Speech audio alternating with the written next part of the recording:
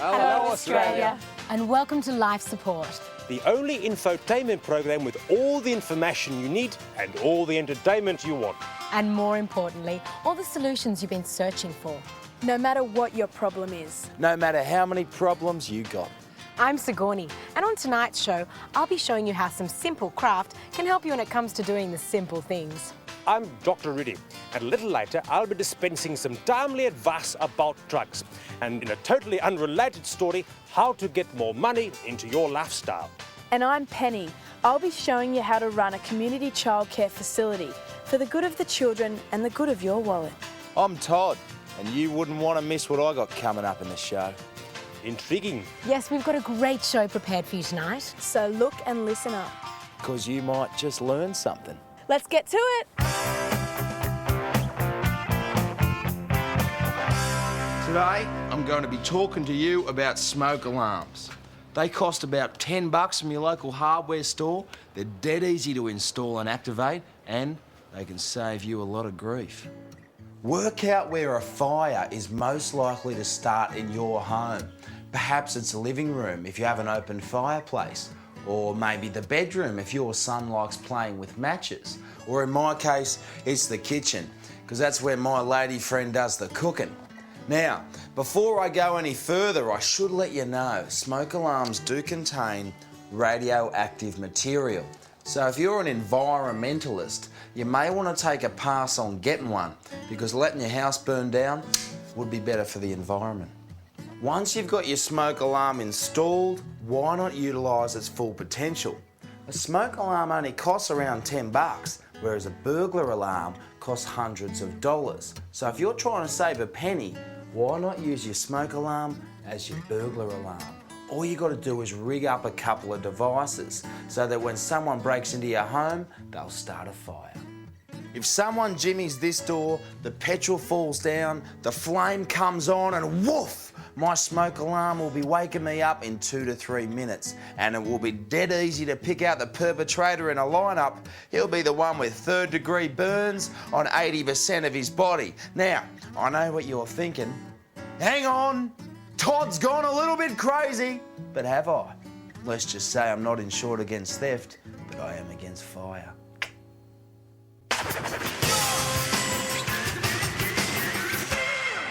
Okay, if you don't know how to send a letter for free, here is the dope. Put your name on the front of the envelope as the addressee, and on the back, the address of the dude you want to send it to.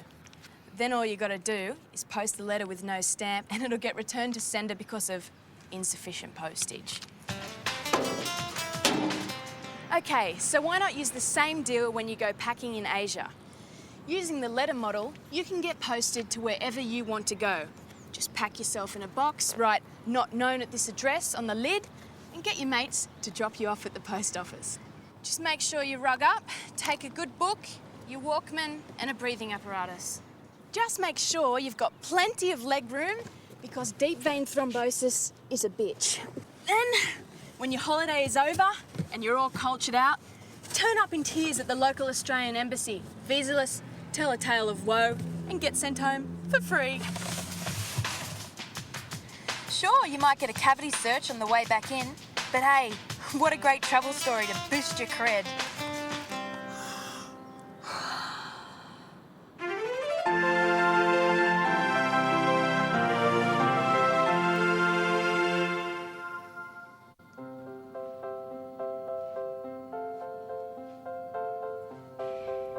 Ladies, do you suffer from obsessive-compulsive disorder? Does it take you forever to do even the simplest task, feeling that if you don't get it exactly right, your family will die? Well, that needn't be as good as it gets, because tonight I've got a wonderful hint that the modern obsessive-compulsive woman will want to try time and time again. Now, for the modern woman, setting the dinner table can be an enjoyable act of self-expression. But for the OCD set, it can be time-consuming and frustrating. Constantly realigning the crockery with the cutlery and the glassware, it's enough to drive you insane. But you can take the guesswork out of angles, equidistance and relative space. All you need is a plain tablecloth, a dinner setting, a pencil, and some black fabric paint. To start, simply set the table. Now, because this is how it will always look, you want to take the time to get it just right. Then trace around each item with a 4B pencil.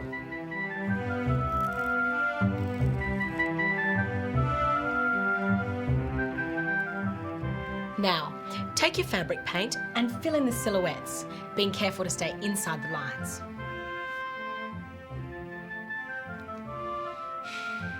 Some might say go fashion, never function. But I think you'd agree that this stunning tablecloth puts that old adage to rest. Now, this only took me 4 hours and 22 minutes, but of course I'm not obsessive compulsive. So if you're making this at home, you may want to give yourself a week. From dinner for two to Christmas Day lunch, you can create a whole linen cupboard of time-saving possibilities.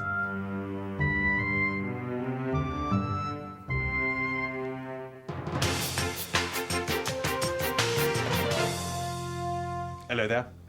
Dr. Rudy here. Men, are you a cocaine dealer?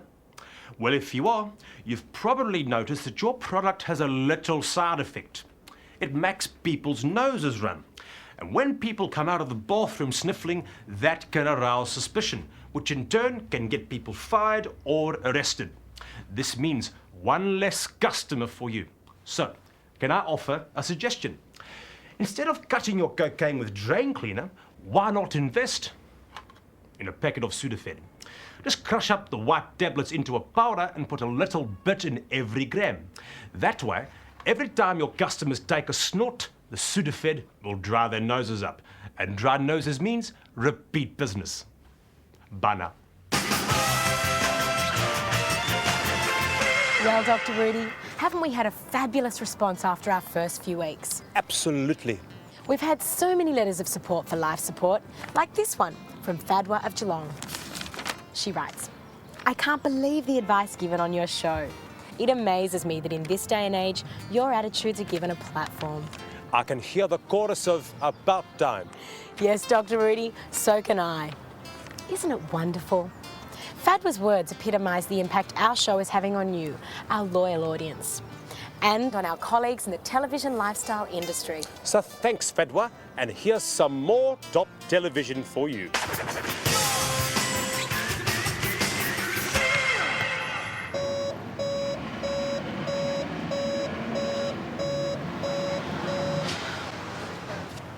A large proportion of Australians live under the poverty line, and being broke can get you down, way down.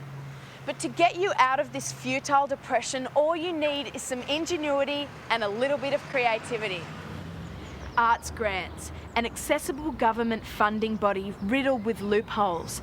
All you have to do is make yourself look like a couple of fashionably oppressed minority groups. Cultivate an intense anecdote and a creative result. Get yourself an appointment and apply a liberal amount of racial stereotype. Arts funding, here I come. Hi, my name's Penny, and I'm a 19-year-old black lesbian living in Marrickville. Last night, I was beaten and abused by a gang of nasty men in a dark alley. As opposed to wallowing in its depression, I, alternatively, have decided to transform this horrible experience into a contemporary dance piece for the community, so that the people of Australia can experience and engage with me on a suffering and feeling level. But I can only do this with the appropriate support and assistance. Too easy.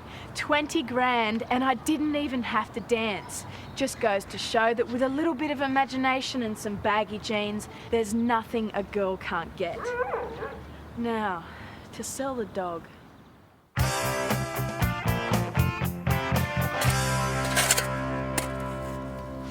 Well, it looks like this driveway's ready for cementing, but it's always a stressful job, waiting for wet cement to dry.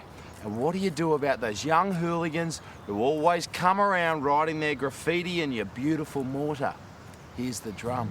Now, instead of using your usual wire reinforcing, just lay down some barbed wire instead. Then just pour on the cement, smooth it over, beautiful. Of course, this won't stop anyone wrecking it, but it will be sweet revenge. There are strict religions, there are crackpot religions, and there are religions that are simply an ideal lifestyle choice. And one of the very best is Buddhism. I first became enchanted with Buddhism when I saw one of these ancient scrolls at the museum.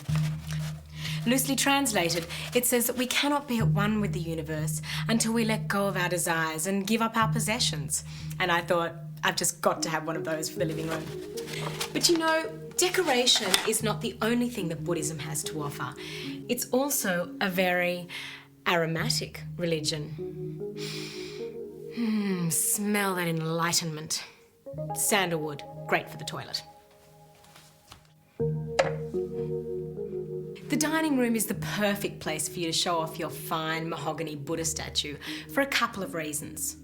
Firstly, with such a fat little fella looking down at you, you'll feel so much less guilty about asking for that extra helping of flan. But most of all, he'll be a talking point, which means you can casually drop the news that you're now a Buddhist. Imagine how envious your friends will be that you've joined Uma Thurman and Richard Gere's little club. And yet you can still be friends, because Buddhism is a religion that never offends anybody. And when you get a little squiffy at dinner and say something stupid, you've got an instant riposte. Don't you think the melon flavours override the passion fruit? Oh, that's just a bit of Zen. And best of all, there are no compulsory attendances or prayer times or dress codes. You just say you're a Buddhist and you are one. And all you need to do is find time for some quiet contemplation.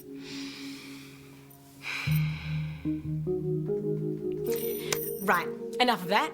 Time to load the washer.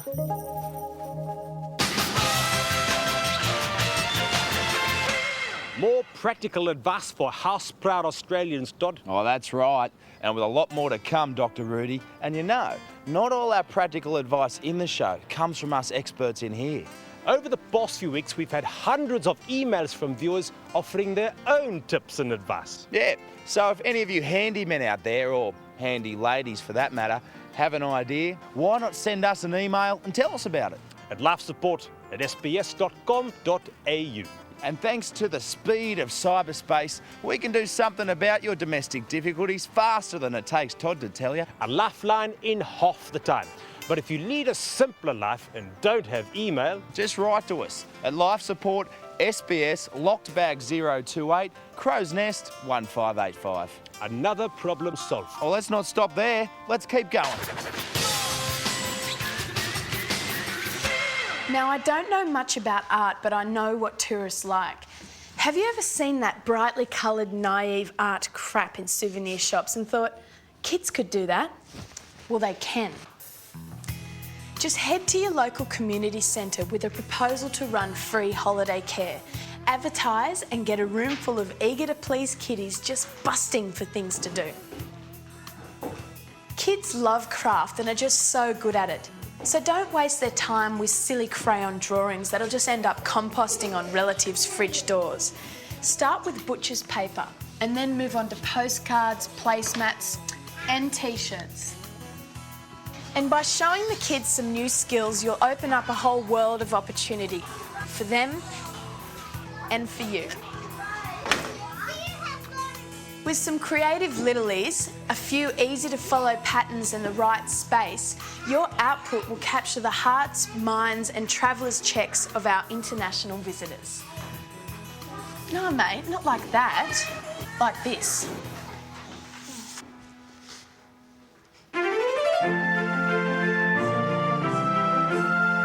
It's great to have a man around the house, but they do come with some rather unfortunate habits. Once upon a time, back when men were hunters, they could hit a water buffalo with a spear from 50 feet. Nowadays, when men are bankers, you'd be hard-pushed to find one who can hit the bowl from straight above it. Well, stop putting those papers down for him. There is a simpler way. Seeing as men enjoy games of skill, try painting a small target on the back of the toilet bowl to make toilet time more fun. It'll give him something to hit other than your hand-knotted Haitian toilet rug. Keeping in mind that most little accidents happen at night, you'll need to choose a good waterproof phosphorescent paint. Or, for that antique designer effect with an indefinite glow, you'll want something which contains radium salts, which they used to use on the hands and numbers of watch faces. Now you can have a drier room with lovely loo lighting your friends will adore. Good advice, Sigourney. I think all of us men would appreciate the thought and enjoy that bullseye challenge. But a word of caution. Radium is radioactive and it does react with both air and water, so you may experience headaches, rectal itching or blood in the urine from your antique effect. But most women I know would say that that's a small price to pay for a clean bathroom and a happy man. Lack of concentration is what it's all about. You have the toilet where you sit down and do your poo. If you try to urinate, you may not target well. And even when you target it right there, it could, flip, have 5 channels, No experience of that, I must say. I brought my son up better than that. Yeah, actually, yeah. It's disgusting. It's disgusting. You can't use it after you have to wash it, clean it, then you have to use it. Men are more inclined to pee over the edge, leave the seat down. But, women are pretty messy in bathrooms too, from my experience. Well, women piss on the toilet seats too. It's not just men. Like, they lift the toilet seats up and piss around the toilet. I've been into hotels, I've been into clubs. And some women are filthy. Like, if you could see the women's toilets, it'd make you spew. Well, I can't believe it. Here we are at the end of another show. No, we aren't. Aren't we? No, we've still got a whole nother segment to go. Oh, so what are we doing here? We're introducing the next segment. Oh, so what is it? I thought that you knew. No, I don't know. Well, let's have a look and find out. I bet some of you recognise this as your pharmaceutical best friend. But for those of you who are more cheerful, let me fill you in. This is a Prozac capsule, perfect for fixing all the symptoms of depression, whether it's insomnia, appetite loss, or just that overwhelming urge to kill yourself. But did you know that the patent for Prozac is about to expire, which means you can now make your own Prozac at home? Normally, Prozac contains fluoxetine hydrochloride, but if you don't have that in your kitchen, I've found an equally good substitute is crystallised sucrose. It always gives you a boost. Now you need to add something that will stop you moping about in bed. I'm going to use a natural extract from the Coffea arabica plant. Now we need to find a non-reactive container to mix the ingredients in. This'll do. Oh, and there you have it. Your very own homemade Prozac.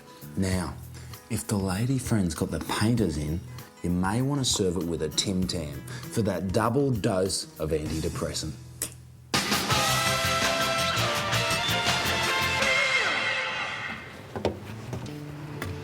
Hey, this is my friend Sally.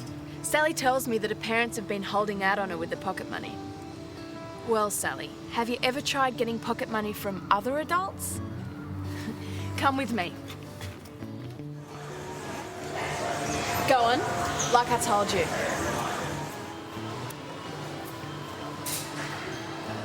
When you give me 50 cents, I'll stop.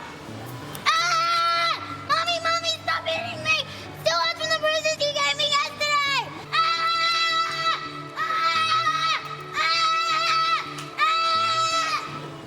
Wow, good work. Hey, can I borrow 50 cents? No. No? When you give me 50 cents, I'll stop. Don't! Stop it! Don't! Stop it! Stop it! Hello there. Dr. Riddy here. You know, Making more money doesn't always have to be about property or shares or even getting a job. You can also make money by being aware of the value of what we call collectibles. As we Australians become more aware of our colourful past, even ordinary objects can increase in value over time if they reflect a little piece of Australian history. And so tonight, Sigourney is going to show you girls how you can make more money without even leaving the kitchen. Thanks, Dr. Rudy. As you can imagine, spring cleaning is something I look forward to about as much as another birthday. But there is a plus to doing these tedious tidying chores. If your storage space is as neglected as mine, you could find all sorts of interesting things that have transformed into rare collector's items. Take this biscuit tin, for example. At an auction, it'd fetch about $2 if you're lucky. But it's what's inside that can fetch big bickies. Remember these adorable little fellows from a less precious time? Yes, they're Gollywog biscuits, and they're in mint condition. Exciting for any collector, but what really puts these in the high earner category is the expiration date. October 1954. This was a time when stolen generations of children were probably being spoilt by these delicious treats at their suburban ceremony known as afternoon tea with the new parents. A rare historic record of Australia's recent past like this will make a valuable financial buffer for your children in these sorry economic times. What do you think, Dr. Rudy? Valuable advice, Sigourney. Remember, girls, making money can be fun, so be sure to check and see if your family has hidden anything in your closet. Bye now.